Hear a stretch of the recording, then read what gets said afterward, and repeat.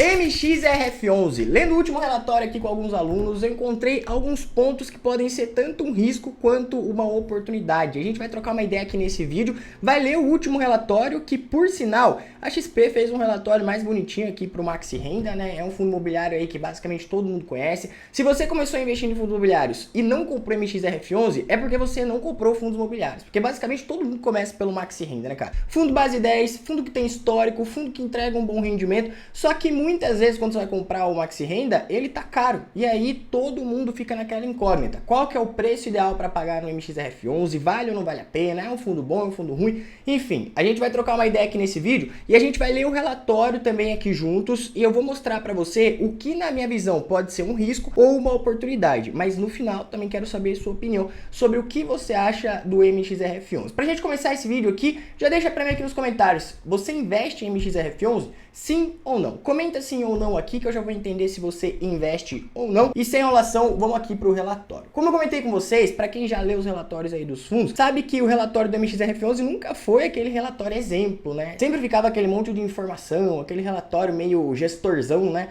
Não era um relatório muito gostoso assim de se ler, né? Era um monte de informação, era objetivo, mas não era um relatório muito bacana. E como muitos fundos têm melhorado muito bem o relatório, acho que a gestão olhou aqui e falou, caramba, a gente tá ficando para trás, vamos entregar um relatório um pouquinho mais bonitinho aí pro cotista. O fundo é um fundo de papel, ele investe majoritariamente aí em CRI, mas ele também pega o dinheiro do cotista e investe aí em debentures, em LCI, em LH, que são as letras hipotecárias, em cotas de FIIs, em ativos imobiliários e também projetos imobiliários residenciais, né, os chamados permutas. Ele empresta dinheiro para que as obras aconteçam, depois ele vai recebendo o dinheiro aí quando a obra é finalizada. O último rendimento dele foi de 10 centavos por cota, um yield aí de 0,98, um yield anualizado aí de 12,37, o que rende aí mais ou menos 153,80% do CDI. É o fundo com o maior número de cotistas, tem mais de 1 milhão e 100 cotistas, cobra uma taxa de administração aí de 0,90. Quem faz a gestão é a XP e o fundo MXRF11 aí é um dos mais conhecidos, porque toda vez que você vai começar a investir em fundo imobiliário, se você digitar fundo imobiliário no YouTube, no Google,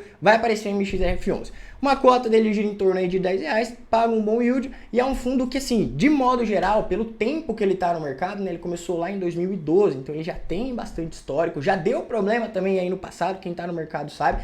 Só que é um fundo que ele não traz tanta dor de cabeça assim, paga um bom rendimento e a cota é barata. Por isso que geralmente, ou você começa investindo pelo MXRF11, ou ele acaba virando aquele fundo de troco, né? Você foi lá, investiu em ações, comprou ETF, comprou outros fundos imobiliários, sobrou R$10, o que você faz? Você compra cotas de MXRF11. Só que nem sempre quando a gente quer aportar de verdade no MXRF11, ele tá num preço atrativo. E é disso que a gente vai falar aqui nesse vídeo, porque existe uma diferença entre você comprar um bom fundo imobiliário a um preço caro e você comprar um bom fundo imobiliário a um preço barato. E o que eu quero comentar aqui com vocês é que tem um asterisco aqui no relatório do MXRF11 que pode ser um risco ou uma oportunidade. Enfim, vamos ler junto aqui, vamos chegar a uma conclusão. Aqui no começo do relatório, a gente também entende um pouquinho da estratégia do fundo. O fundo visa ter 80% do PL, né, do dinheiro total que ele tem, 80% ele foca para investir em CRIs e 20% em permutas financeiras. A gente vai falar um pouquinho mais das permutas financeiras no final aqui do relatório, porque também tem alguns asteriscos ali que a gente precisa ficar de olho. Aqui no mês de junho, o fundo investiu 113 milhões de reais em algumas operações, reteve aqui um pouquinho para o caixa também, e ele também fez um novo investimento em uma permuta financeira no bairro Brooklyn, na cidade de São Paulo, valor de 21,5 milhões.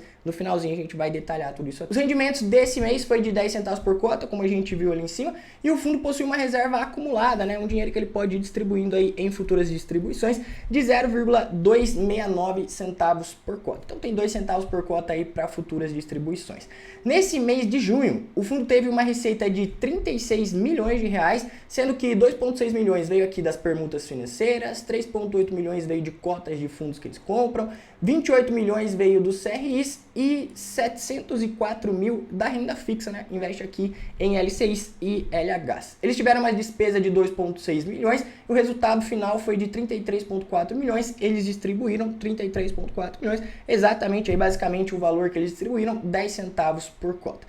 Aqui um pouquinho da composição do resultado do mês, né? Então a cota vem sempre andando aí, distribuindo basicamente seus 10, 12 centavos num mês melhor do que o outro. O fundo tem a receita maior vindo aí proveniente dos CRIs, né? Que compõe a maior parte da carteira. Tem um resultado aqui interessante em comparação aí ao IPCA e também aos principais índices do mercado. Isso aqui a gente não precisa entrar em detalhes aqui nesse vídeo. E aqui é a composição do portfólio do fundo. O foco do fundo é ter 80% em CRIs e 20% em permutas financeiras. Hoje a composição da carteira dele está em 77,4% em CRIs, basicamente aqui 13% em cota de outros fundos, tem 5% em caixa e tem 4,5% em permutas financeiras. Então o foco é ter 20%, eles diminuíram um pouco essa permuta, podem ser que eles continuem fazendo novas alocações. Aqui uma taxa média por aquisição, então a carteira de crédito do MXRF11, que é um fundo híbrido, né, não foca somente na compra de CRIs. Eles têm várias estratégias focadas no segmento imobiliário, mas a taxa média de aquisição gira em torno de CDI mais 2,64, então uma taxa bem mais conservadora.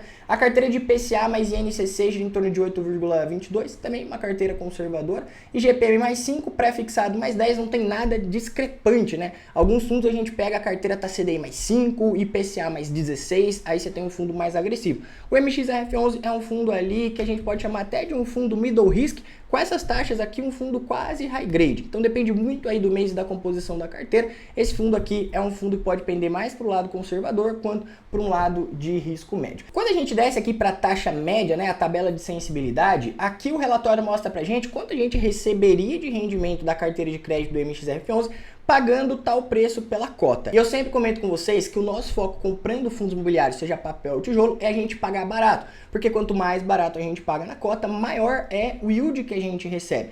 Hoje a cota do MXRF11, vamos ver em quanto que ela está sendo negociada aqui, R$10,05. Aqui no relatório, eles colocaram como base aqui R$10,06. Então, comprando a R$10,06, estaria recebendo aí uma carteira referente a IPCA mais 8,60 e um CDI mais 1,22. Mas quanto mais barato você compra, maior é o yield que você recebe, porque você está pagando mais barato, tecnicamente você consegue comprar mais cotas, por isso você também recebe yield maior. Então, sempre que a gente pensa em fundos de papel, por que a gente fala da gente levar à risca aquela regra de você comprar o papel com PVP igual a 1 ou abaixo? Porque se você paga mais caro, esse yield que você recebe aqui do CDI, ele vai diminuindo. Então, quanto mais barato você paga, você compra mais cotas, né? Você tem R$1.000, você consegue comprar ali 100 cotas de MXRF11 a R$10, mas se a cota tá R$10,50, R$11, R$12, você com R$1.000 não vai conseguir comprar a mesma quantidade de cotas. Consequentemente, o seu yield também diminui. Então, essa aqui é uma base para você entender o racional do porquê não compensa comprar fundo imobiliário de papel com PVP acima de 1. Tem muita gente que leva a regra à risca falando, cara, até 1,03, 1,04, 1,05 eu compro. Eu, em particular, não compro acima de 1. Você pode deixar sua opinião aí nos comentários para eu saber qual é a regra que você carrega aí na sua estratégia. Aqui um pouco das aquisições que o fundo fez nesse último relatório, né? Então, ele investiu aí 113,39 milhões, sendo que 85 milhões foi no CRI FGR, 16 milhões no CRI MRV e 10 milhões no CRI Michigan. Eles também comentam um pouquinho aqui sobre essas aquisições que foram taxas superiores à média da carteira do MXRF11, contribuindo assim para uma melhor taxa de carrego, né, o que eles realmente vão carregar ali para o longo prazo. Aqui a gestão comenta um pouquinho que eles estão sempre de olho ali nos investimentos que eles fazem, né, eles estão sempre preparados para agir antecipadamente em casos de deteriorização de crédito, ou seja, eles estão comprando um título de renda fixa, estão emprestando dinheiro para o segmento imobiliário. Então tem várias empresas que eles emprestam dinheiro. Se alguma começar a pipocar ali e der algum problema, eles colocam aqui que eles estão sempre atentos para conseguir fazer a melhor gestão possível e se antecipar a esses tipos de problemas, que é o que a gente vai comentar um pouquinho aqui no final desse vídeo, porque apareceu um calote aqui na carteira e isso aí pode ser um risco ou uma oportunidade.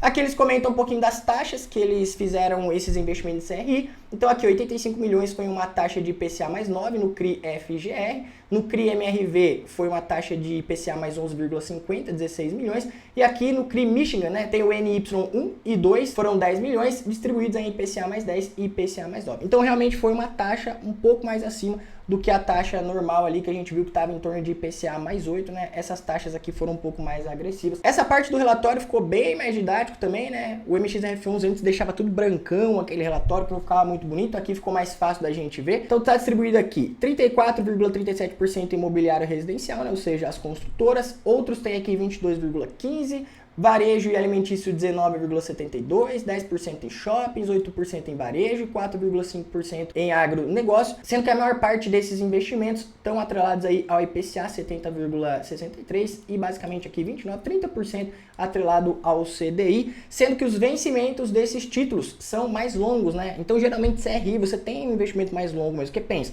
O fundo ele está comprando um título de renda fixa financiando o projeto de uma empresa, pode ser uma construtora, uma incorporadora, eles estão construindo alguma coisa pegando o dinheiro do MXRF11. Então os prazos geralmente são mais longos também. E quanto melhor o CRI, você também consegue ter um prazo maior dependendo aí da taxa que você pega. Então a carteira gira em torno aí de vencimentos em 2031. Só que aqui entra o ponto que eu quero comentar com vocês para a gente já falar do calote que o fundo já está colocando em questão aqui nesse relatório. O MXRF11, ele é um fundo que muita gente gosta, primeiro porque é base 10, segundo porque tem muita liquidez, tem muito cotista e quando a gente pega a composição, ele não tem muita concentração, né? Deixa eu dar até um zoom aqui para vocês. A gente pega aqui a maior concentração que ele tem em CRI, 4,55% do PL, que é aqui o CRI do Shopping Itaquera. Então, os outros CRIs, ó, composição de 3,21, 3,12, 2,85, 2,61, tem vários CRIs aqui, com taxas aí que giram em torno de CDI mais 2 ou IPCA mais 8, né? Algumas são um pouquinho maiores, mas a média da carteira é uma carteira mais conservadora. Por isso, o fundo é um fundo que não dá muita dor de cabeça. Você vê alguns fundos que têm taxas muito mais agressivas, esses fundos estão sempre pipocando alguma coisa porque eles estão emprestando dinheiro para empresas mais arriscadas. Então, você pode colocar esse tipo de fundo na sua carteira sabendo os riscos que você está correndo. Mas o MXRF11, além de ser barato, ter liquidez, ainda não tem concentração na carteira aqui de CRIs. Então, é um fundo que geralmente você não tem muito espaço para comprar ele barato, porque quando a cota cai um pouquinho, como tem muito cotista e muita gente de olho, as pessoas já compram novamente, o fundo já sobe o preço de novo. Por isso, o fundo é um fundo aí com muitos cotistas e poucas dores de cabeça. E aqui abaixo entra o ponto que eu quero comentar com vocês aqui, falando um pouquinho da inadimplência do calote que ele está sofrendo aqui de um CRI e já mostrar para você também o que isso pode significar para o fundo e o que isso pode ser em relação ao risco e uma oportunidade. Só que antes de falar isso aqui para você, eu quero lembrar você que agora, dia 12 e 13 de agosto, segunda e terça agora, eu vou fazer 2 aulas ao vivo aqui no YouTube, a Era do Capital Imobiliário. Se você já gosta desses tipos de vídeos aqui, onde eu leio relatório, eu falo sobre fundos imobiliários, ensino você a investir e montar uma carteira de FIIs, você tem que estar nessas 2 aulas. Vou passar um conteúdo inédito que eu nunca passei em nenhum vídeo aqui do YouTube, que aliás, é um conteúdo que eu só passo dentro do Renda com FII, que é o meu curso de fundos imobiliários. Eu vou fazer essas 2 aulas gratuitas aqui no YouTube às 7h30 da noite. Eu vou deixar um link para você clicar aqui e entrar no nosso grupo do WhatsApp, porque vai ter um e-book, um material de apoio gratuito para você pegar e você acompanhar essas 2 aulas comigo. E depois, para você que quer se aprofundar mais em conhecimento, eu vou abrir a segunda turma do curso Renda com FII no dia 14 às 6 horas da manhã. Então clica no link aí na descrição para você ficar por dentro de todas as informações. Nessa parte do relatório, a gestão informa aqui os CRIs que já estão inadimplentes, né? Então é CRI que o fundo investiu, emprestou dinheiro, mas já está dando dor de cabeça. Aqui o CRI Art, o CRI Ezer, o CRI Urban Mezanino, esse aqui muita gente já conhece, o CRI Next Group, são CRIs que já estão ali em operações de execução de garantias ou já tá dando dor de cabeça aí faz muito tempo. Por exemplo aqui, né, o CRI da Urban Plan. Cara, em abril de 2018, a Urban Plan entrou com um pedido de recuperação judicial. Então, desde 2018, o fundo tá ali trabalhando para recuperar essa grana ou executar as garantias dos CRIs. Só que aqui embaixo, nesse mês de junho, o MXRF11 soltou essa nota aqui, ó. Segue abaixo uma atualização dos CRIs da Arquiplan, que representam em conjunto apenas 0,78% do PL do fundo, conforme divulgado no dia 1 de julho, que a Arquiplan Incorporadora entrou com um pedido de recuperação judicial. Tem até uma notícia aqui que eu separei para vocês, onde já saiu aí no mercado, né, pedido de recuperação judicial da Arquiplan pode afetar FIIs como GPA11, OU, GP11 e MXRF11. Então, esse tipo de notícia aqui já assusta muita gente. O segmento de fundos imobiliários ainda é muito recente no mercado. Se a gente puxar o histórico aqui, a gente vai ver que os fundos imobiliários começaram a ganhar relevância mesmo no mercado a partir ali de 2017. Então a gente tem um curto espaço de tempo onde muita gente entrou no mercado, só que muita gente investe em fundos imobiliários e nem lê relatório, não entende muito os fundamentos, não sabe muito do que isso aqui que eu tô passando para vocês, composição de carteira de crédito, que os CRIs têm as garantias que podem ser executadas.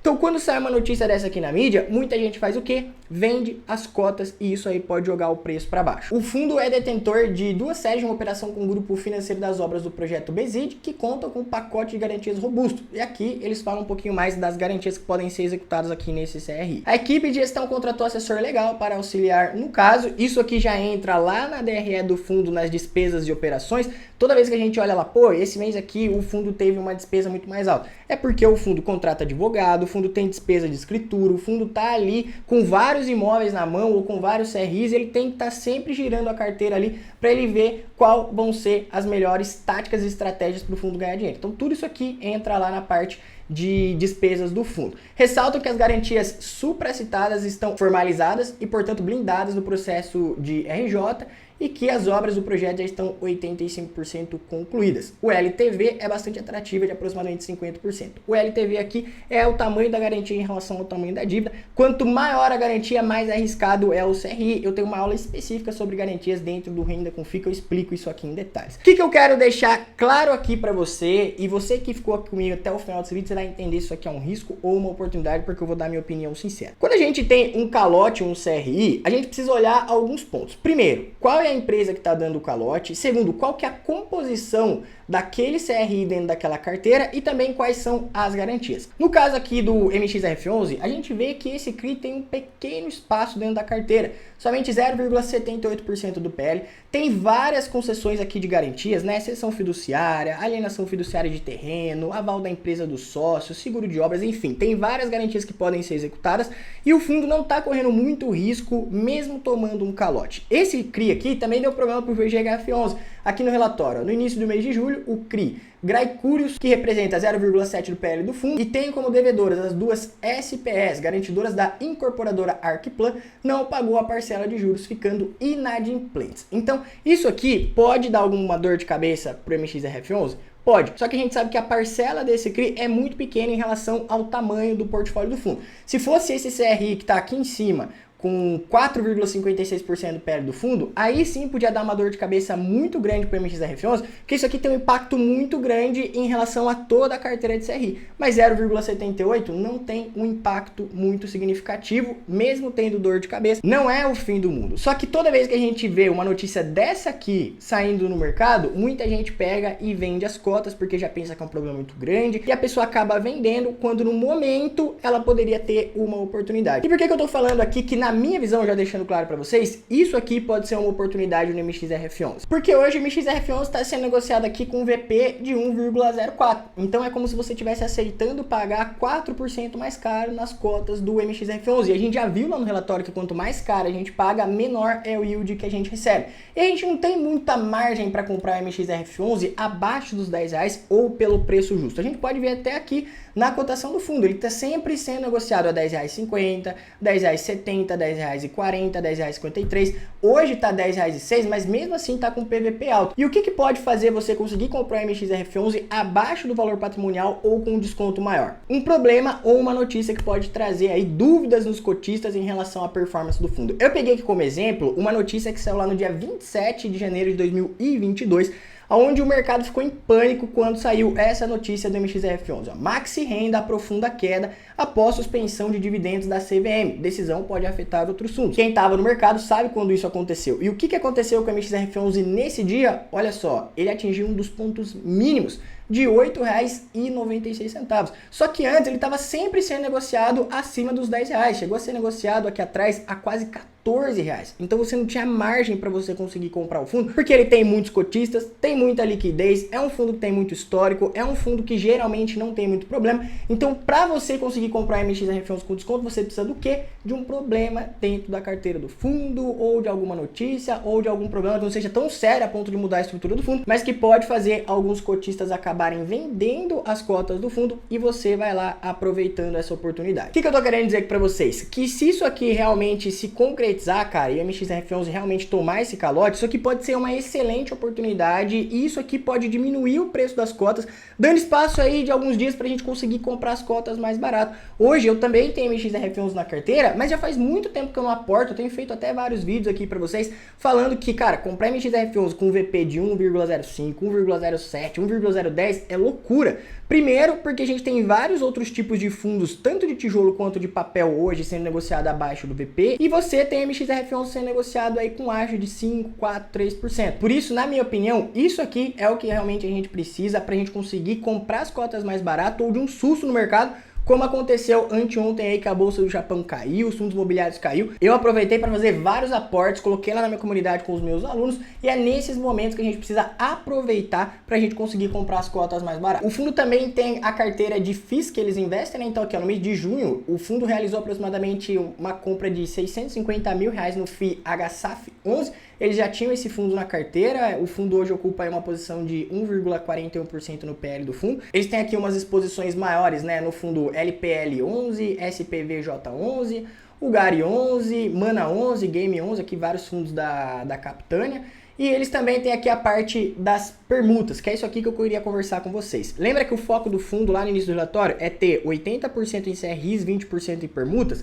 Aqui, eu acho interessante essa estratégia do MXRF11, porque quando o fundo ele investe em permutas, o fundo não toma o risco que ele tomaria se ele estivesse entrando direto na operação. Porque a permuta financeira, ela blinda o fundo, mas ela deixa o risco para a incorporadora, que é quem realmente está executando aquela operação. Então, só para vocês entenderem aqui, ó. Em geral, das unidades autônomas dos projetos que vão ser vendidos, 20 a 30% são recebidos pela SPE, veículo detido pelo fundo, que por sua vez detém as unidades autônomas do projeto, durante o período de obra e após o habite. Quando realmente eles entram ali dentro do prédio, os 70 a 80% remanescentes são recebidos em um prazo médio de 6 meses. Aqui explicando um pouquinho sobre como que funciona a parte de recebimento das permutas, né? Então aproximadamente 20% aqui do fluxo eles recebem no período de construção, ali os 3 primeiros anos. Depois, quando a pessoa entra ali, né, o habite, quando a pessoa entra ali naquele imóvel, eles recebem ali o repasse de mais 80%. No mês de junho, o MXRF11 realizou um novo investimento, o Brooklyn 3, no nobre bairro do Brooklyn, na cidade de São Paulo, no valor de 21 milhões. E a rentabilidade esperada é de PCA mais 20. Então, olha como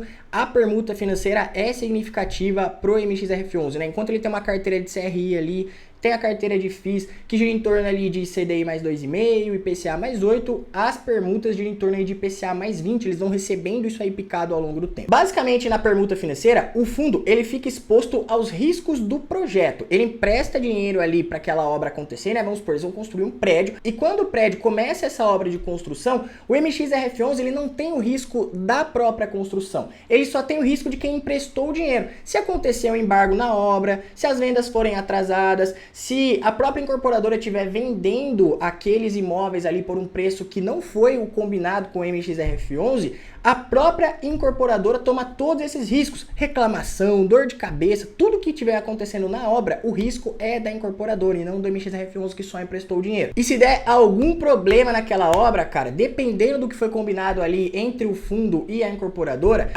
pode ter que aumentar a porcentagem do FGV ali do fundo, né, que são o valor das vendas gerais, ou até se der algum problema muito grave, a incorporadora precisa até recomprar a participação do fundo naquele projeto. Então, qual que é o risco do MXRF11? O risco de aquela obra não terminar a tempo e eles não receberem o dinheiro devido. O resto, o risco é somente da incorporadora. Por isso, essa estratégia do MXRF11 de permuta financeira, na minha visão, é interessante porque traz uma rentabilidade maior do que somente a carteira de CRIs e o giro de fundos imobiliários, e também é uma estratégia que dilui o risco do fundo, deixando o risco cair em incorporadora. E aqui tem um outro ponto, as permutas financeiras. O Maxi Renda optou em conjunto com os demais credores dos projetos, originalmente devolvidos pelo Speed Corp, por revogar o mandato da companhia como incorporadora e por isso dissolver os consórcios firmados com a anuência da mesma. Então é o que eles estão falando, que aqui o Morumbi 1, Jardim Europa 2, Vila Nova Conceição 2 e Vila Nova Conceição 1 passaram por problemas. Então, mesmo tendo aqui todos esses benefícios, permuta financeira também tem risco. Aqui eles comentam um pouquinho, ó. Desde 2023, a desenvolvedora começou a apresentar um turnover grande de equipe técnica e financeira, bem como mau desempenho de execução e organização dos canteiros de obras. O fundo iniciou lá em 2023 um processo de auditoria adicional ali para encerrar as operações. Mas em 2024, em retirada da CID dos projetos, foi alinhado com os demais credores a continuidade das operações vigentes, garantindo o financiamento da produção total dos projetos. Destaca-se que os projetos supracitados em conjunto representam apenas 1,70% do PL do fundo como redução de principal investido. E aqui eles comentam um pouquinho, né? Então aqui, ó, a obra lá no Morumbi, 10% só foi concluído, o capital comprometido aqui é referente a 0,52% do PL, 0,32% do PL aqui no Jardim Europa 2, as obras estão em 10,5%, então estão atrasadas essas obras aí, né? No Vila Conceição, 0,32% do PL, as obras estão em 48%, Vila Conceição 1, 52%, 0,28% do PL, Brooklyn 1, 8% e 20% do PL. Então eu quis explicar para vocês aqui essa parte de permuta financeira, porque sempre tem alguém perguntando para mim lá no Instagram